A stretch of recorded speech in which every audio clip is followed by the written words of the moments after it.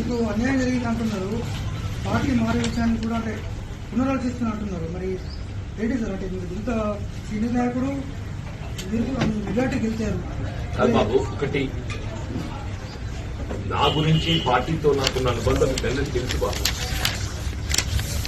పార్టీలో కొనసాగటం అనేది ఆలోచించుకునే పరిస్థితి ఏర్పడుతుందంటూ నేను పార్టీలో కొనసాగం. ఎందుకంటే ఇవల్ల ఆయన ఊరు వచ్చి మా మీద ఆధిపత్యం చెలాయిస్తా అని చెప్పని మా కాంగ్రెస్ పార్టీ మీద ఆధిపత్యం చెలాయిస్తే, మా కార్యకర్తల మీద అజమాయి చెలాయిస్తే, మా హక్కులు కాజేస్తే,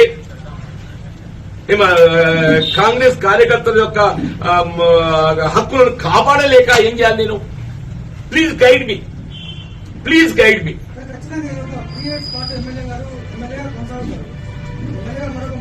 డెఫినెట్లీ అదే అందుకే బాధపడుతున్నావు అంటున్నా నేను. ఇప్పుడు ఈ శోభ ఇది ముగింపు కాదు అంటున్నా నేను.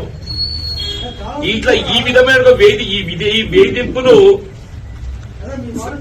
ఈ వేధింపులు సహిస్తూ ఎంతగా కొనసాగగలుగుతామా?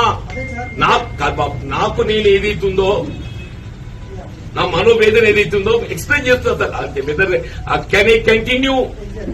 కెన్ ఐ కంటిన్యూ ఈ వేధింపులు భరించగలుగుతానా? ఎంతకాలం భరించగలుగుతా? దీని పరిష్కారం ఏంటి అని నాకు నేను ఊహించలేకపోతున్నాను. నాకు నేను ఊహించుకోలేకపోతున్నా బాబు అంటున్నాను.